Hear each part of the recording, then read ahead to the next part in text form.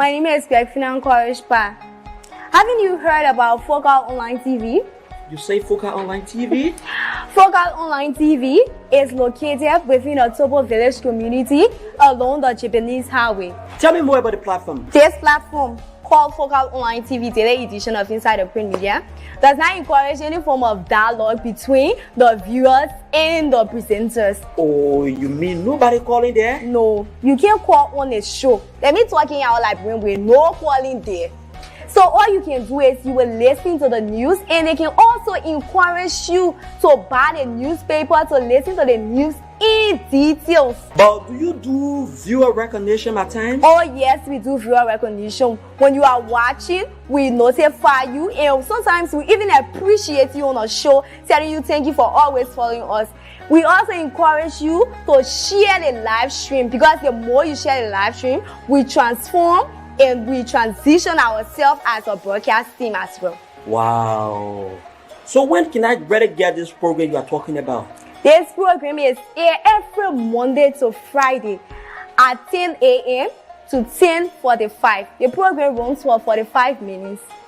Wow. And guess what? Wow. We bring you hot stories of our trending situation within our country, Liberia. Imagine hearing stories from Hot Pepper newspaper, from the Daily Observer newspaper, from Front Page Africa. Are you a lover of Front Page Africa? Oh yes, I'm a lover of Front Page Africa, and the Women Voices, and a lot more. Not forgetting international news, BBC, Wow. CNN, ABC News. We bring you headlines from those standpoints. Wow, that is very, very, very amazing. So we say, join us every day on the daily edition of Inside the Print Media at 10 a.m. with the headlines of top stories in our country and the world at large on Focal Online TV.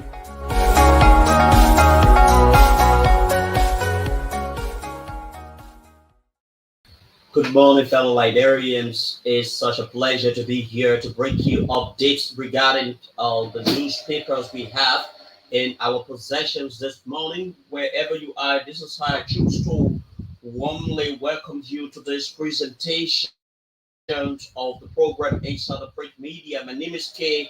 Lyndon Topa. This is the most informative program where we bring you headlines and content from the various newspapers. And this is the program you just don't want to miss, because every day we have a lot of trending stories in our country.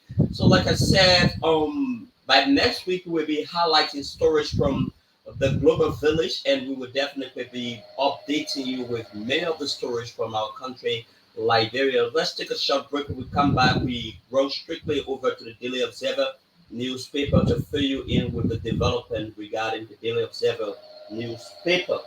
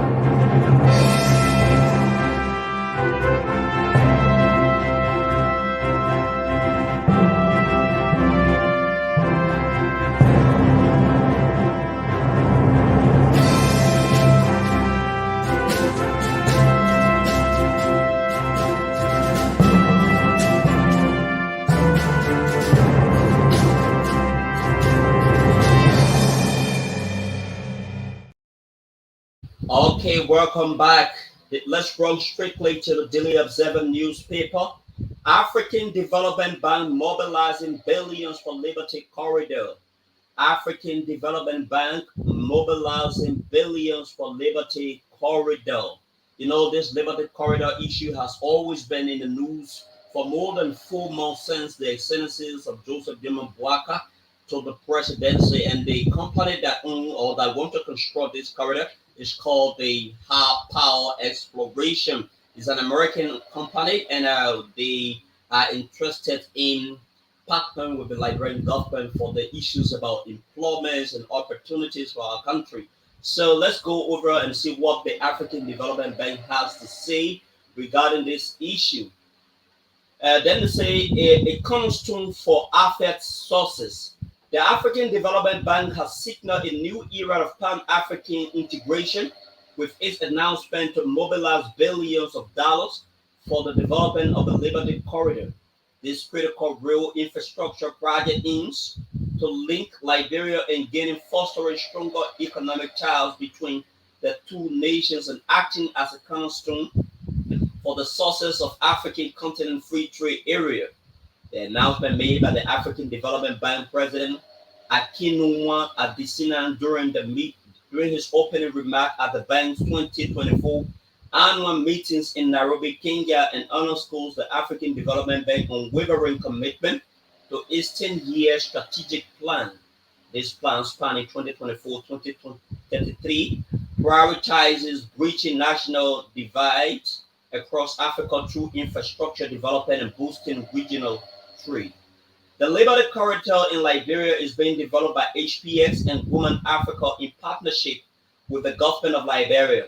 It will run parallel to the existing Yekepa to Buchanan Port infrastructure but extend further into Guinea. Plans also include the development of a deep water port at DVDR southeast of Buchanan.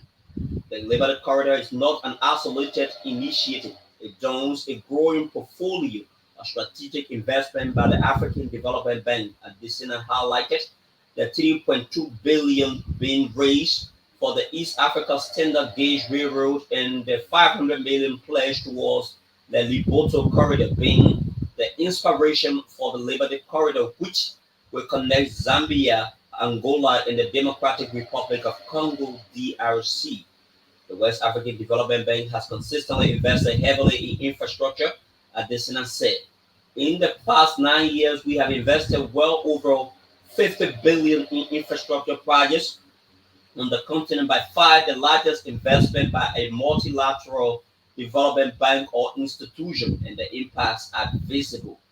We are raising 3.2 billion for the East Africa and Standard Gauge Railroad connecting Tanzania, Democratic Republic of Congo, and Burundi. We are providing 500 million towards the development of the Liboto Corridor to link Zambia, Angola, and the DRC. We are mobilizing 375 million for financing the railroad linking Nigeria to Niger Republic. We are mobilizing 3.5 billion to 5 billion towards the development of the Liberty Corridor to link Liberia and Guinea. We have worked with partners of the African Investment Forum to mobilize 15.6 billion of investment commitment towards the development of the Lagos-Abidjan corridor.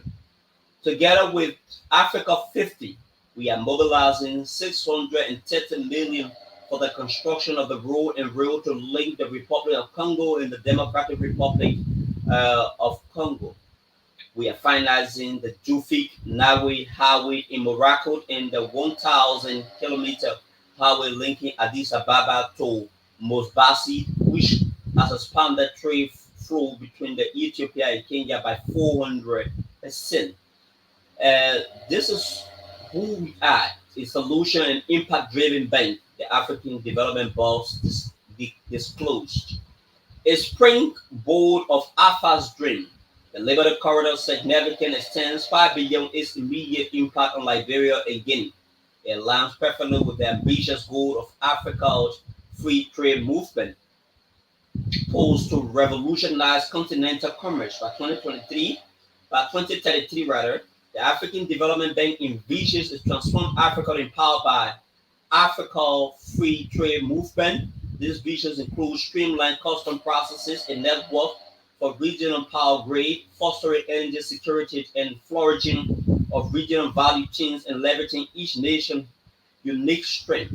Imagine a scenario where Guinea and Liberia iron ore are even agricultural produce from either country, or what matter, the effortless shape to global market. The Liberty Corridor paves the way for this kind of interconnected future.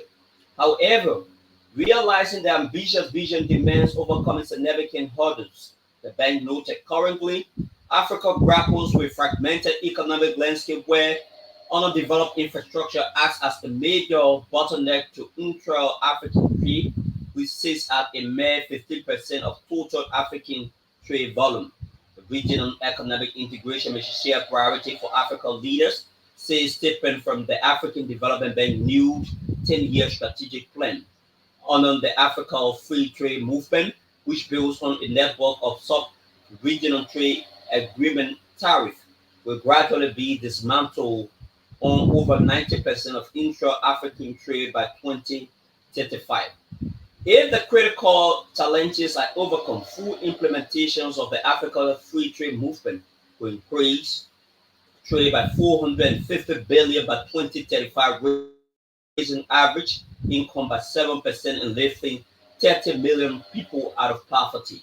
The African Development Bank acknowledges these challenges and recognizes the need to dismantle a non-tariff barriers that impede the free trade movement.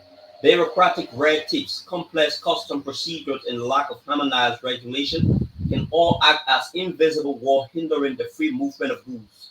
The bank's strategic plan specifically addresses these issues, committed to working with African countries and regional economic communities to create a more streamlined trading environment.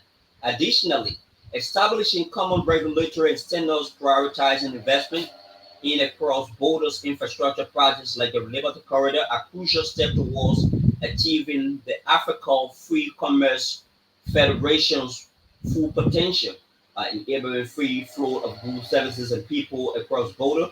The Liberty Corridor stands as a testament to the African Development Bank commitment to building a more integrated and prosperous Africa. The Liberty Corridor, in the context of other real infrastructure projects, signifies the African Development Bank unwavering believe that Africa Free Trade Movement can be the catalyst for an integrated Africa. It is the future where trade flourishes between nations, people move freely across borders, and regional economies experience collective upsurge. This project presents a concrete step on the path, a powerful symbol of the bank's commitment to breaching the gap between the Africa Free Trade Movement dream and the reality of a more unified Africa. The Africa Regional Integrations Index, jointly produced by the African Development Bank and UN Economic Commission for Africa, track integrations along five dimensions. The Africa Strategic Plan says the index shows that Africa integration lies well behind other global regions, but with the promising dynamics at the sub-regional level, with the East African Economics Community registering the highest score. Tellingly, goods traded within Africa have greater value added than those exported outside the continent, which are often unprocessed mineral and primary commodities. This shows the potentials of regional integration to drive economic growth. However, the removal of tariffs on Africa Free Trade Movement and other trade agreement is just a step towards regional economic integration. There will be further challenges around removing non-tariff barriers, clarifying rules, and moving towards common regulatory standards. Intra trade is also led back by poor infrastructure and limited transport connectivity. Major investment in ports and seafaring, road, rail, and energy systems will be required to reduce the cost of trading across national borders, the bank strategic plan said. With this being said, this is how we move over to another headlines on the Daily Observer newspaper. No evidence of attack on VP Taylor. No evidence of attack on VP Taylor, and you see the former vice president photo is being attached to this particular content. No evidence of attack on VP Taylor, say EPS. So the EPS has been conducting an assessment to determine the potential threat on the former vice president. It was being reported that the former vice president convoy was being attacked. So the president, based upon what we have gathered so far, the president, in partnership with other security experts, have been able to conduct an assessment on on the potential threats on regarding the former vice president's safety rather. So this is what the report says. Let's give you the content of the headlines again. No evidence of attack on VP Taylor, say EPS. The Executive Protection Service, the elite protection service provided in the country, has said it has gathered no evidence to prove that former Vice President Joel Howard Taylor was attacked by unknown assassins. According to a release, the EPS said a preliminary investigation was conducted to substantiate the claim of the targeted attack, as was reported in the media. The investigation revealed that former Vice President Joel Howard Taylor was riding a two-vehicle convoy when a sound came from one of the vehicle's back and windshields, causing minor damage. The former vice president was reportedly attacked by an unknown individual while traveling through the Duper Road community in Pinsbury, damaging her car windshield. In a statement, VP Taylor said, "This assault marks an escalation in the challenges facing former Vice President Joel Howard Taylor, who has repeatedly expressed concern about her administration. Despite her numerous requests for enhanced protection from the Executive Protection Service, her appeals have remained largely unaddressed. This incident is not only a direct threat to her personal safety, but also a disturbing indication of the broader security challenges ordinary citizens in Liberia face daily. This incident is not only a direct threat." According to the EPS statement, the area of the alleged incident was immediately searched, and pedestrians and others in the neighborhood were interviewed, as one testified to seeing anyone throwing projectiles at the former VP convoy. The incident is still being investigated. From the investigation so far, there is a strong possibility that the gravel from under the tire of another moving vehicle in the opposite lane may have hit the rear windshield of the vehicle. However, this hypothesis is inconclusive, but there is no evidence that the former vice president was being attacked as reported.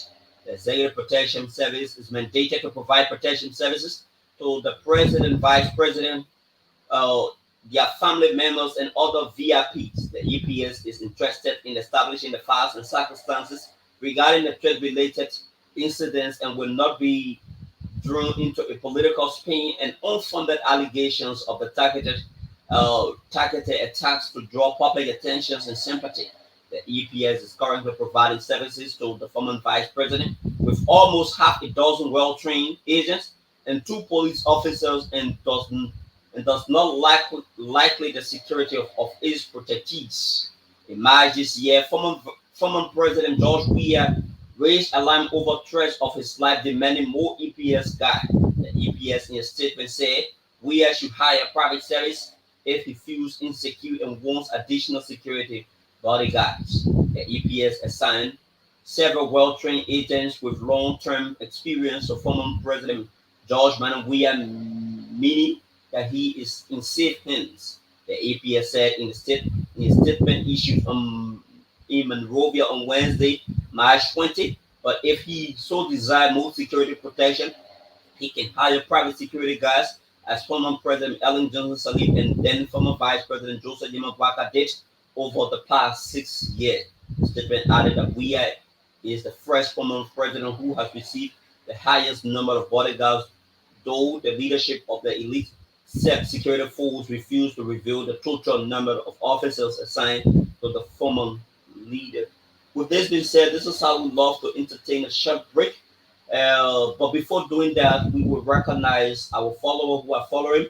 I say, Miaman Las Bonsando. This is one of our consistent followers. We want to say thank you for always following us. Thank you for always following us. Let's take a short break. When we come back, we will give you development regarding the other newspapers in our possession. Focal TV. Hello dear, my name is K. Lyndon Toba. I'm in search of a platform where I can get credible information of our daily happenings in Liberia and the world at large. Hello, K. Lyndon Toba. My name is Perfina Nkorispa. Haven't you heard about Focal Online TV? You say Focal Online TV? Focal Online TV is located within a Tobo Village community along the Japanese Highway. Tell me more about the platform. This platform, called Focal Online TV Daily Edition of Inside the Print Media, does not encourage any form of dialogue between the viewers and the presenters. Oh, you mean nobody calling there? No, you can't call on a show. Let me talking out like when we're no calling there. So all you can do is you will listen to the news, and they can also encourage you to buy the newspaper to listen to the news in details. But do you do viewer record? Okay, folks, welcome back again. So let's go over to the New Dawn newspaper, where this paper is reporting that the Liberia Drug Enforcement Agency busts three suspects with drug in Ganta. LDEA, which is the Liberia Drug Enforcement Agency, burst three suspects with drug in Ganta, Nima County. So let's bring you this particular development. The Liberia Drug Enforcement Agency in Ganta, Nima County is interrogating three suspects, including two females and a male, for having a huge consignment of substances. The Liberia Drug Enforcement Agency burst three suspect owners in Ganta, Nima County, with huge quantity of drug. The business owners are facing investigation for allegedly trading substances in their business facility. Those arrested include 39-year-old suspect Nora Gattet, in possession of 382 kilograms of marijuana that has a street value of 76,400 Liberian dollars. Suspect Lisa Dennis, 44, 69,840 Liberian dollars worth of marijuana, and 22-year-old suspect Randall Batwa with 9 boxes and 6 strips of tramadol value of 225,000 Liberian dollars, among others. The new LDA commander for Nima County, Abraham Payne, says his mission is to make Ganta town, villages, and the entire county drug-free. He vows to work with citizens, including local authorities, which is situated between the borders of Guinea and Ivory Coast. However, Commander Payne laments that the detachment lacks a vehicle to patrol the county and effectively appeals to the national being investigated by the Liberia Drug Enforcement Detachment in Nima County. Commander Payne rallies the people of Nima to collaborate with him in clearing the county of drug. The government of Ambassador Joseph Wackers and the order from the boss of Abraham Kurman is to make Liberia a drug-free nation, and as such, my missions in Nimba County as commander is to implement such methods, he says. He reiterated the call to Nimbadians to open their doors to him so that they can all work together, including Payne discloses their plan to relocate his office from Ganta to Sanankole. With this being said, this is how we move over to another headlines on the New Dawn newspaper.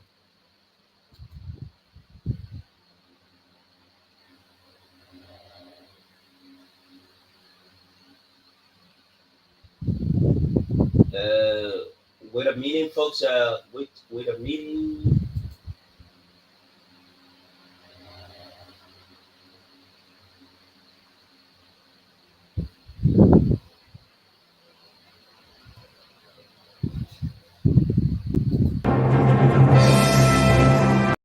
Hello dear, my name is K. Lyndon Togba. I'm in search of a platform where I can get credible information of our daily happenings in Liberia and the world at large. Hello, K. Lyndon Togba. My name is Greg Courage. Haven't you heard about Focal Online TV? You say Focal Online TV? Focal Online TV is located within a Tobo Village community. Okay, let's go strictly over to the New Dawn newspaper, where the paper is reporting that UK inaugurated its first Liberian mayor. UK inaugurate its first Liberian media. Other Liberians are doing fantastically well in other parts of the world, helping to contribute to other countries' progress as well. So Liberian is gradually being recognized outside of the globe. Let's see what the development says. Uh, Upon his election victory, Councillor Ambassador Collins has had conversations of congratulations with Liberians from the United States, Germany, and other parts of the world. Liberian-born Alpha Burr Collins has been recently inaugurated as mayor of Estrees and Bannon Hood in the United Kingdom, becoming the first Liberian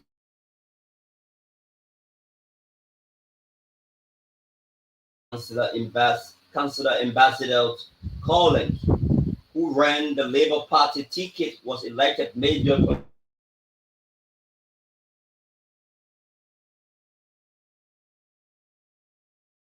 United Kingdom. In his celebration of a huge political milestone, the ambassador of the Republic of Liberia in the United Kingdom, led by Ambassador Gerald Gibson, shall recently send an embassy delegation to consider Collins' inauguration as mayor. As part of the major marking ceremony, uh, Mayor Collins was gowned in Liberian traditional dress to make the Republic of Liberia presence spell and seen by all. So this particular development can be seen within the New Dawn newspaper. So let's go over to the Front Page Africa newspaper and see what the Front Page Africa newspaper is actually reporting.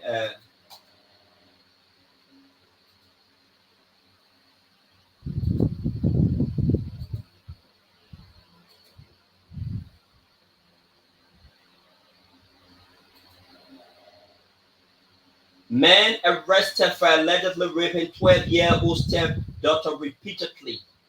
Man arrested for allegedly raping 12-year-old stepdaughter repeatedly. A 12-year-old survivor named Annie, not her real name, has been accused. A 12-year-old survivor named Annie has been accused of stepfather for constantly raping and violating her. The stepfather, who works at the National Port Authority, has been arrested and is currently in police custody. It is reported that he was arrested from his place of work last week, while the girl's uncle, only identified as Samson, is on the run. While the alleged perpetrator remains in custody and waiting to appear in court, the case has already been marred by controversy. Since the rape case was reported, there have been three medical reports, with two confirming the girl was raped and the other claiming she was not. She was a nurse from the Dupero Clinic in Queensville, one of the government operating one-stop center, who examined the survivor, said the child was still a virgin and had not been raped. While the Hope of another government one-stop center confirmed that the child has been raped several lacerations in her private parts. The report cooperated with the first report obtained in Matali community where she was first taken. The child was examined by two medical doctors at the Hope for Women's Medical Center.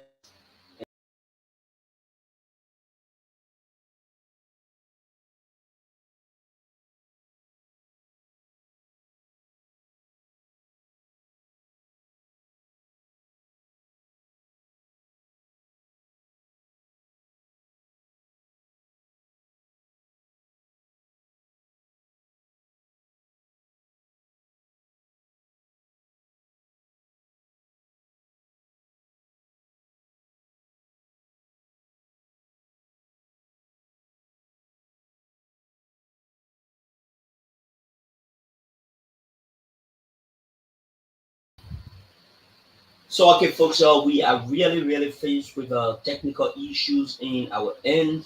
So, we are unable to continue this news presentation. We have been advised by our technicians to cut this presentation. So, we are very sorry for any inconvenience this will cause you. because we this is not intentional. It is our plan to bring you the full content of our news presentation. But again, we are grappling with a major internet connectivities in our studio, which cannot permit us to go any further. So this is how we will choose to record this a day on this particular news presentation on today. We are very, very sorry. We apologize for this inconvenience, and we hope that every other issues can be resolved in the studio by tomorrow.